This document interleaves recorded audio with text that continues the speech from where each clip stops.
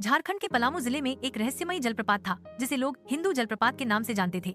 यह जलप्रपात घने जंगलों के बीच स्थित था, जहां हर पत्थर, हर बूंद और हर पेड़ किसी प्राचीन कथा की तरह लगता था। कहा जाता था कि इस झरने में सच्चा प्रेम बसता है और जो वहां सच्चे दिल से प्रेम स्वीकार करता है उसका प्यार कभी अधूरा नहीं रहता। गाँव में आरव एक सीधा सादा युवक जो अपनी माँ के साथ रहता था और जंगलों से बेहद प्रेम करता था।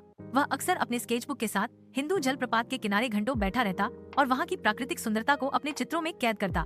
वहीं दूसरी ओर थी वेदिका, शहर की पढ़ी लिखी लड़की जो गर्मियों की छुट्टियां अपने ननिहाल में बिताने आई थी। उसे शहर की भीड़ भाड़ से दूर झारखंड की शांति और हरियाली में कुछ अलग सा सुकून मिला था। एक दिन जब वह अपने कैमरे के साथ झरने की ओर गई तो उसने एक लड़के को झरने के किनारे बैठकर कुछ बनाते देखा। वेदिका ने उसे टोका, तुमने ये झरना इतने ध्यान से देखा है जैसे ये बोलता हो। आरव मुस्कुराया, यह बोलता है, बस सुनने वाला चाहिए। वहीं से दोनों की मुलाकातों की शुरुआत हुई। बारिश के मौसम में झरने की कलकल ध्वनि और जंगल की सोंधी महक उनके प्रेम की पहली सीढ़ियां बनी। वे रोज मिलते, बातें करते, झरने के किनारे घंटों बैठते। आरव वेदिका के लिए स्केच बनाता और वेदिका उसके लिए फूलों की माला। परंतु हर प्रेम कहानी की तरह इसमें भी बिछड़ने का डर था। वेदिका को वापस शहर लौटना था। आखिरी दिन जब वो झरने के पास मिली, उसकी आंखों में आंसू थे। शायद ये हमारा आखिरी मिलना है, उसने कहा। आरव ने गहरी सांस ली और कहा, तो चलो इसे आखिरी नहीं, एक वादा बनाते हैं, हम फिर यही मिलेंगे। हिंदू जलप्रपात के पास बरसात की पहली बारिश में वेदिका चली गई। साल बीत गया।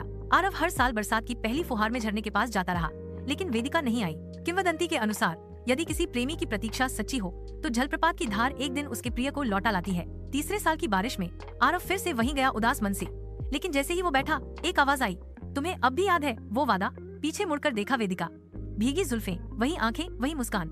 वो दौड़कर उसके पास आया। क्यों इतने साल? वेदिका ने उसकी उंगलियां थाम ली। क्योंकि मुझे यकीन था कि तुम यहीं मिलोगे और मुझे खुद को समझने में वक्त लगा, लेकिन तुम्हें भूलना कभी मुमकिन नहीं था। उसी झरने के किनारे, पत्थरों के बीच, पेड़ों की गवाही में दोनों ने एक दूसरे का हाथ थामा। लोगों का कहना है कि जब वेदिका और आरव ने एक दूसरे को फिर से पाया तो झरने की धार कुछ तेज हो गई थी, मानो प्रकृति भी उनके मिलन पर झूम उठी हो।